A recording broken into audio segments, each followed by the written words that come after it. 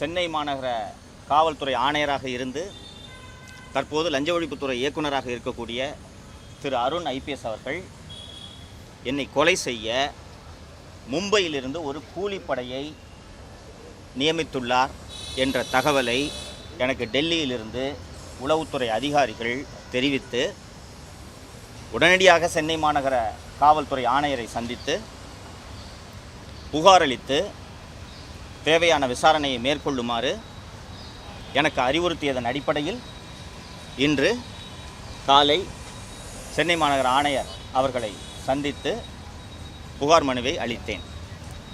உங்களுக்கு வியப்பாக இருக்கலாம், அது எப்படி இவரை கொலை பண்ணுறதுக்கு மும்பையில் அண்டர்வேர்ல்டுலேருந்துலாம் ஆட்களை நியமிக்கிறார்களா, அதுவும் அருண் செய்கிறாரா என்றெல்லாம் உங்களுக்கு வியப்பாக இருக்கும். இதே போல் கடந்த செப்டம்பர் 2025 தென் தமிழகத்திலிருந்து கொலை செய்வதற்கென்று ஒரு கூலிப்படையை திரு அருண் அவர்கள், செல்வநாகரத்னம் ஐபிஎஸ் அவர்கள் மற்றும் திரு வருண்குமார் ஆகியோர் பணத்தை கொடுத்து அவர்களை நியமித்து இதே போல் என்னை கொலை செய்ய திட்டமிட்ட சமயத்தில் அப்போதும் எனக்கு டெல்லியிலிருந்து தகவல் வந்து அப்போது பொறுப்பு டிஜிபியாக இருந்த மரியாதைக்குரிய திரு வெங்கட்ராமன் அவர்களை நேரில் சந்தித்து நான் புகார் ஒன்றை அளித்தேன். புகாருக்கு பிறகு பத்திரிகையாளர்களை சந்தித்தேன். அந்த பத்திரிகையாளர் சந்திப்பை நடத்தி புகாரை அளித்த பின்புதான் அந்த கொலை திட்டம் கைவிடப்பட்டது.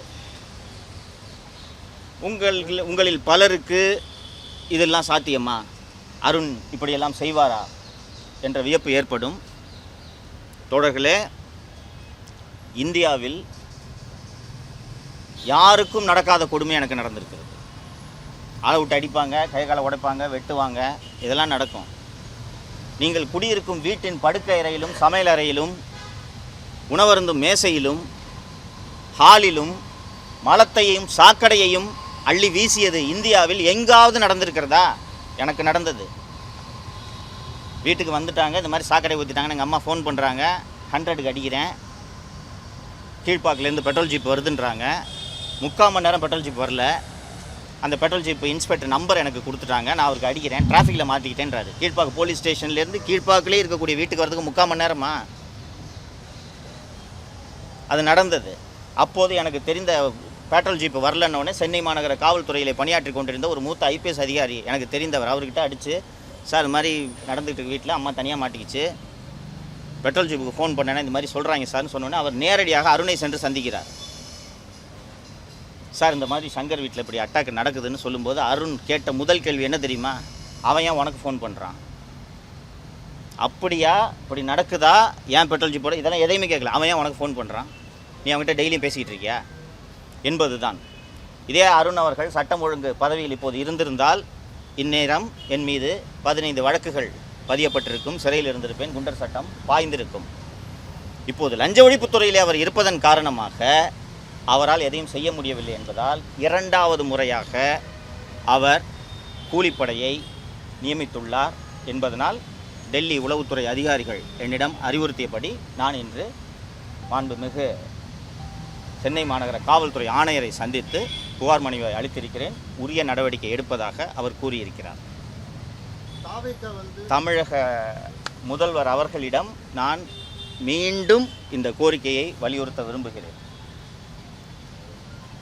திரு அருண் அவர்கள் லஞ்ச ஒழிப்புத்துறை இயக்குநராக இருக்க தகுதியில்லாத நபர். இதை நான் மட்டும் சொல்லவில்லை, மாண்புமிகு சென்னை உயர்நீதிமன்ற 2 நபர் நீதிபதிகள் கொண்ட அமர்வு சொல்லியிருக்கிறது. இன்றைக்கி பொதுமக்கள் மத்தியிலே உங்கள் வாயிலாக தமிழக முதல்வரின் கவனத்திற்கு ஒரு அதிர்ச்சிகரமான தகவலை சொல்லிக்கொள்கிறேன். இந்த ஸ்ட்ரென்த்து சென்னை சிட்டி போலீஸ் ஸ்ட்ரென்த்தில் பணியாற்றக்கூடிய அமைச்சு பணியாளரான திரு ஐயப்பன் என்பவர் இப்போது லஞ்ச ஒழிப்புத்துறையிலே அதர் டியூட்டியாக அருணோடு பணியாற்றி கொண்டிருக்கிறார். அதே போல் சென்னை மாநகர காவல்துறையின் விபச்சார தடுப்பு பிரிவிலே தலைமை காவலராக பணியாற்றக்கூடிய சந்திரசேகரன் என்பவர் இப்போது அயல் பணியாக ஓடியாக லஞ்ச ஒழிப்புத்துறையில் பணியாற்றி கொண்டிருக்கிறார். இவர்கள் ஐயப்பனும் இந்த சந்திரசேகரும் சேர்ந்து டயர் 3 பார்னு சொல்லுவாங்க. டயர் 3 பார்னா star hotel bars. Star hotel பார்ஸில் ஐயப்பனும் சந்திரசேகரனும் இன்றும் மாமூல் வசூல் செய்து கொண்டிருக்கிறார்கள். இது மாநகர ஆணையருக்கு தெரியுமா, உளவுத்துறைக்கு தெரியுமா, மாண்புமிகு முதல்வருக்கு தெரியுமான்ட்டு எனக்கு தெரியாது. ஒரு லஞ்ச ஒழிப்புத்துறை இயக்குனர் ஒயின் ஷாப்பில், ஹோட்டல்ஸில், பார்ஸில் மாமூல் வசூல் பண்ணுறது உலகத்தில் எங்கேயாவது கேள்விப்பட்டிருக்கிறீர்களா?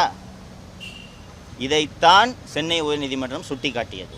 தவறான நபரை தேர்ந்தெடுத்திருக்கிறீர்கள் என்று.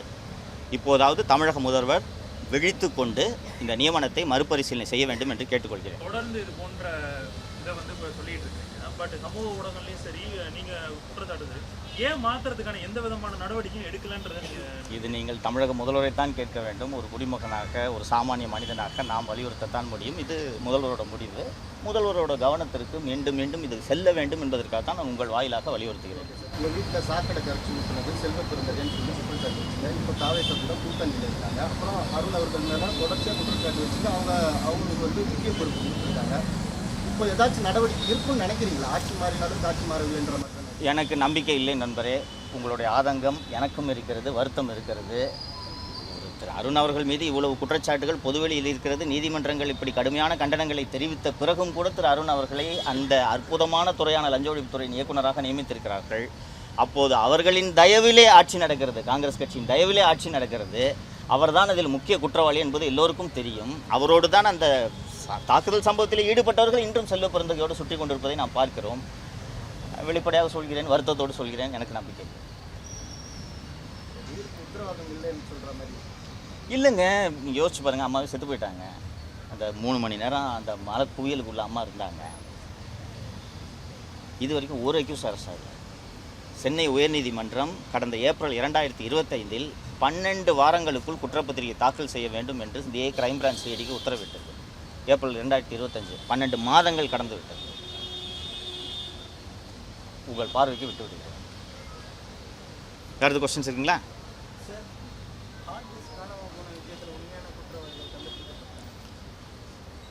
அந்த ஹார்ட் டிஸ்க் காணாமல் போன விவகாரம் மிக மிக தீவிரமான விவகாரம் என்பதை நான் ஏற்கனவே ஒரு பத்திரிகையாளர் சந்திப்பில் வலியுறுத்தி இருக்கிறேன். மின்சாரத்துறை அமைச்சர் திரு நிர்மல்குமார் அவர்களும் இந்த அரசும் அதோட சீரியஸ்னஸை புரிஞ்சுக்கிட்டாங்களான்ட்டு எனக்கு உள்ளபடியே தெரியவில்லை. விசாரணை நடக்கிறது. விரைவில் குற்றவாளிகள் கண்டுபிடிக்கப்படுவார்கள். விசாரணை நடப்பதனால் நான் எதுவும் சொல்ல விரும்பவில்லை அப்படின்றத அமைச்சர் திரு நிர்மல்குமார் அவர்கள் மீண்டும் மீண்டும் வலியுறுத்துகிறார். கடந்த 2025 தொடக்கத்தில் மின்வாரியத்தின் தலைவராக திரு ஜே ராதாகிருஷ்ணன் IAS அவர்களை தமிழக அரசு, அப்போதைய திமுக அரசு நியமித்தது. உங்களுக்கு திமுக அரசில் நடந்த நியமனங்கள் எல்லாருமே நண்பர்கள் அத்தனை பேருக்கும் தெரியும். ஒரு பணம் கொழிக்கும் ஒரு துறையின் தலைவராக எப்படிப்பட்ட IAS அதிகாரியை போடுவாங்க? நேர்மைக்கு பெயர் போன ஒரு அதிகாரியை போடுவாங்களா? நீங்கள் டிரான்ஸ்ஃபார்மர் டெண்டரில் அடிக்க முடியுமா? சோலார் டெண்டரில் அடிக்க முடியுமா? ப்ரைவேட் பவர் பர்ச்சேஸில் அடிக்க முடியுமா? எதில் பண்ண முடியும்? நமக்கு சொல்கிறதுக்கெல்லாம் ஒத்துழைப்பு கொடுக்கக்கூடிய ஒரு அதிகாரி தான் அங்கே போடுவாங்க. அப்படித்தான் இன்னொன்று, அந்த நேரத்தில் அந்த நியமனத்தில் இருக்கக்கூடிய சிக்கல் என்னன்னு கேட்டிங்கன்னா, பெயருக்கு தான் திரு சிவசங்கர் அமைச்சர், துறையை நடத்துனது செந்தில் பாலாஜி. அப்போ இது ரெண்டுக்கும் ஏற்றார் போன்ற ஒரு அதிகாரியை அங்கே நியமிக்கணும். அந்த அதிகாரியவே மாற்றாமல் நீங்கள் எப்படி சார் ஊழலை கண்டுபிடிக்க போகிறீங்க? சொல்கிறாரு நாங்கள் குற்றவாளிகளை கண்டுபிடிப்போன்ட்டு. நான் அந்த ஏற்கனவே பத்திரிகையாளர் சந்திப்பில் சொன்னேன். நான் ஒரு அரசு அலுவலகத்தில் 18 ஹார்ட் டிஸ்கை திருடுறதுக்கு எப்படிங்க கவர்மெண்ட் சர்வெண்ட்டுக்கு துணிச்சல் வரும்? அப்படி அது நடக்குதுன்னா அதில் சம்மந்தப்பட்டவர்கள் தான் அதை செய்ய வேண்டும். அதில் சம்மந்தப்பட்டவர் செந்தில் பாலாஜி மற்றும் சிவசங்கர், அவங்க 2 பேருமே அங்கே இல்லை. இப்போ யார் தொடர்ந்து அங்கே இருக்கிறது? திரு ஜே ராதாகிருஷ்ணன் திமுக ஆட்சியிலும் மின்வாரிய தலைவராக இருக்கிறார், இப்போதும் மின்வாரிய தலைவராக இருக்கிறார். அப்போ அவரை மாற்றாமல் நீங்கள் எப்படி இந்த ஊழலை கண்டுபிடிப்பீங்க? ஹார்ட் டிஸ்குகள் காணாமல் போனதும் முதல் சந்தேகம் இவரை நோக்கி தானே திரும்பி இருக்கணும். இன்னைக்கு நான் முதல்வர் பார்வைக்கு வச்சிடுறேன். அதை நீங்கள்லாம் இன்டெலிஜென்ட்டான ஆட்கள், இந்த பத்திரிகையாளர்கள், உங்களுக்கு தெரியும். நான் வெளிப்படையாக சொல்ல விரும்பலை, நான் சொல்லிடுறேன். பிரதர், உங்களுக்கு தெரியும், சம்மர் ஆல்மோஸ்ட் முடிஞ்சிருச்சு, ரைட்டுங்களா? இந்த ஏன் மின்வெட்டுன்னா, எங்கள் வீட்லேயும் மின்வெட்டு போது வருது. எல்லார் வீட்லேயும் ஃப்ரிட்ஜு, வாஷிங் மிஷின், டிவி எல்லாமே வச்சுருக்கோம். ஒரு நாளைக்கு 20 வாட்டி கரண்ட் போயிட்டு வந்துச்சுன்னா விளங்குமாங்க அந்த மிஷினு? இன்னும் பல பேர் உங்களில் இஎம்ஐ கட்டிகிட்டு இருப்பீங்க. அந்த டிவி ஃப்ரிட்ஜுக்கெலாம் இஎம்ஐ கட்டிகிட்டு இருப்பீங்க இல்லைங்களா? இப்படி கரண்ட் போயிட்டு வந்துச்சுன்னா என்னங்க ஆகும்? அந்த பொருள் வாங்க முடியுமா திருப்பி? கேட்டால் மின் தேவை அதிகமாக இருக்கிறது, மின் பகிர்மானத்தில் சிக்கல், விநியோகத்தில் சிக்கல் இல்லைன்ட்டு ஒரு புதிய விளக்கத்தை ராதாகிருஷ்ணன் கொடுக்குறார். உங்களுக்கு முதல் வாரத்தில் கத்திரி வெயிலில் இந்த ஷார்ட்டேஜ் நடந்துச்சுன்னா நான் புரிஞ்சுக்கிறேன், வெயில் பீக்கில் இருக்குன்ட்டு. ஆல்மோஸ்ட் சம்மர் முடிஞ்சிருச்சு, கேரளாவில் பருவமழை தொடங்கி விட்டது. அந்த பீக் சம்மரில் இருந்ததை விட அதிகமான மின்வெட்டு இப்போது இருக்கிறதா? எப்படிங்க வருது? அப்ப அதிகாரிகள் இன்னும் திமுக கைவசம் தான் இருக்கிறாங்கன்றது சொல்றீங்களா? திமுக அதிகாரிகளை ஏன் இந்த அரசு தேர்ந்தெடுத்து முக்கிய பதவிகளுக்கு நியமிக்கிறது என்பதுதான் நான் இந்த அரசை பார்த்து கேட்கக்கூடிய கேள்வி. திமுக அரசுக்கு நெருக்கமான அதிகாரிகள், ஊழல் செய்ய துணை போன அதிகாரிகளை தானேங்க திமுக அரசு தேர்ந்தெடுத்து நியமிக்கும். அதே அதிகாரிகளை முக்கிய பதவிகளுக்கு நீங்கள் நியமிக்கிறீர்கள் அல்லது அந்த அதிகாரிகளை தொடர விடுகிறீர்கள் என்றால் திமுக ஆட்சி தொடர வேண்டும் என்று இந்த முதல்வர் விரும்புகிறாரா, தாவேக விரும்புகிறதான்றதான் நான் உங்களுக்கு முன்னாடி கேள்வியாக வைக்க விரும்புகிறேன். எலக்ட்ரிசிட்டி டிபார்ட்மெண்ட்டில் அந்த டாப் டு பாட்டம் ஊழலுங்க. வந்த உடனே அந்த மின்வாரிய தலைவரை நீங்கள் மாற்ற வேண்டாமா? ஃபோர்மேனையாக மாற்றிட்டு இருப்பீங்க. மின்சாரத்துறை அமைச்சர் திரு நிர்மல்குமார் அவர்கள் போய் ஆய்வு செய்துட்டு லைன்மேன் எல்லாம் 4-5 பேர் சஸ்பெண்ட் பண்ணார். அப்புறம் அவங்க லைனை பிடிங்கி விட்டு திருப்பி ரீஇன்ஸ்டேட் பண்ணுறாரு. கீழே இருக்கிற அந்த அந்த அந்த ஏழை தொழிலாளிகளாக ஊழலில் ஈடுபட்டவர்கள் யார் அந்த ஊழலுக்கு காரணமானவரோ அவரை பக்கத்தில் வச்சுக்கிட்டு இருக்காரு. என்ன நிர்வாகம் பண்ணுறீங்க நீங்கள்? அந்த அளவுக்கு கடுமையான வார்த்தைகளை நான் பயன்படுத்த விரும்பவில்லை. ஒரு குற்றச்சாட்டு வைக்கிறாங்க எதிர்ப்பு தரப்புல இருந்து. இவங்க இந்த மாதிரி மாறுதல், அதாவது திமுக இருந்த அதே அதிகாரிகள் மாறுதல் செய்யாமல் இருக்கிறாங்கன்னா, தொடர்ச்சி தாவேக தரப்புல என்ன சொல்றாங்கன்னா திமுகவால தான் இந்த பிரச்சனை அப்படின்னு சொல்லிட்டு அதற்கு ஏதுவாக இருக்கட்டும்னு இது அப்படியே கண்டினியூ பண்றாங்க. சார், திமுகவால் இந்த பல பிரச்சனைகள் திமுகவாலன்றதை நானும் ஒத்துக்கிறேன் சார். நானும் கடுமையான விமர்சனங்கள் பண்ணியிருக்கேன். பல பிரச்சனைகள் திமுகவால். ஆனால் அந்த திமுக அமைச்சர்களும் முதலமைச்சரும் மட்டுமே அந்த தவறுகளை செய்திருக்க முடியாதல்லவா? அவர்களுக்கு துணை போனது இந்த அதிகாரிகள் தானே. அந்த துணை போன அதிகாரிகளை நீங்கள் கூடவே வச்சுக்கிட்டு திமுக பண்ணிடுச்சுன்னு சொன்னா இவங்க எல்லா தகவலையும் திமுகவுக்கு சொல்ல மாட்டார்களா? நான் ஏற்கனவே நடந்த பத்திரிகையாளர் சந்திப்பில் சொன்னேன், என்ஃபோர்ஸ்மெண்ட் டைரக்டரேட் என்ன டாக்குமெண்ட்ஸை டிஜிபிக்கும் டிவிஎஸ்சிக்கும் அனுப்புச்சு அப்படின்றது திரு கே நேரு அவர்களுக்கு எதுவுமே தெரியாது. பயந்துக்கிட்டு இருந்தார். என்ன தான் பண்ணி, ஏன்னா யாரோட டிரான்ஸ்கிரிப்ட்லாம் போச்சுன்னா கவின் அவரோட பிஏ, அந்த டிவி ட்ரூ வேல்யூ ஹோம்ஸில் வேலை செஞ்சவங்க திரு நேரு அவர்களோட பிஏ, இவங்களோட டிரான்ஸ்கிரிப்ட்ஸ், வாட்ஸ்அப் சேட்ஸ் எல்லாமே மாட்டுச்சு. என்ன மாட்டுச்சுன்னே அவருக்கு தெரியல, நியூஸ் பேப்பரில் வந்து செய்தியை தவிர. அருண் போய் மொத்தத்தையும் ஜெராக்ஸ் போட்டு கொடுத்துட்டார். இதுக்கு தானே நீங்கள் இதை பாருங்கள், புதிய கட்சி, உங்களுக்கு நிர்வாக அனுபவம் இல்லை, அரசியல் அனுபவமே குறைவு, உங்களுக்கு குறைந்தது 6 மாத காலம் அவகாசம் வழங்க வேண்டும் அப்படின்றதுக்காக தான் கடும் விமர்சனங்களை வைக்க வேண்டாம் என்று பொறுமையாக இருக்கிறோம். நீங்கள் கற்றுக்கொள்ள வேண்டாமா? குறைந்தது சரியான அதிகாரிகளை தேர்ந்தெடுக்க வேண்டாமா? இதனால் இவன் முடிக்கும் என்றாய்ந்து ஆட்சி செய்ய வேண்டாமா? காவல்துறையில் நல்ல அதிகாரிகள் எல்லாம் போட்டிருக்கீங்க. பல துறைகளுக்கு டிஜிபி, ஹெச்ஓபிஎஃப் ஆகட்டும், இன்டெலிஜென்ஸ் ஆகட்டும், சிட்டி ஆகட்டும், நல்ல அதிகாரிகளை போட்டிருக்கிறீர்கள். முக்கிய துறையான லஞ்ச ஒழிப்பு துறைக்கு இப்படிப்பட்ட ஒரு கருப்பு ஆட்டை கொண்டு வந்து நியமிக்கலாமா? நான் மட்டும் சொல்லவில்லை, ஊரே சொல்கிறது. இவ்வளோ பேர் சொல்லியும் நீங்கள் திருத்திக் கொள்ளவில்லை என்றால் என்ன விமர்சனங்கள் வந்தாலும் திமுக அரசு போலவே எங்களுக்கு கவலை இல்லாமல் நாங்கள் ஆட்சியை நடத்த போகிறோம் என்ற எண்ணத்தில் இந்த முதல்வர் இருக்கிறாரா என்ற கேள்வியை தான் நான் வைக்க விரும்புகிறேன். போன ஆட்சியில் அதிகாரிகளுடைய ஆட்டம் அதிகமாக இருக்குன்னு சொல்லிக்கிட்டே இருந்தீங்க. அது இந்த ஆட்சியிலையும் தொடர ஆரம்பிக்குது அப்படிங்கிற நோக்கத்தில் எடுத்துக்கலாமா? ஒரு மாதம் தான் ஆகியிருக்கிறது.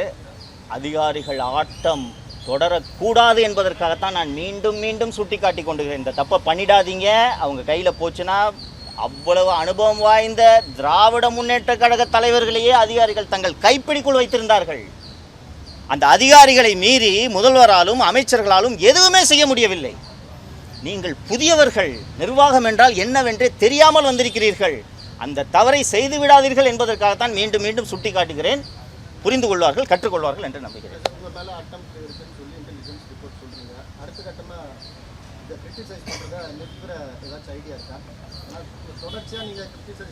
என் அருமை நண்பரே, இதை தவிர எனக்கு வேறு எதுவும் தெரியாதுங்க. 2 வருஷத்தில் 220 நாள் சிறையில் இருந்தது. நான் இப்போதும் இங்கே வந்து புகார் அளித்தது என் உயிருக்கு பயந்தல்ல.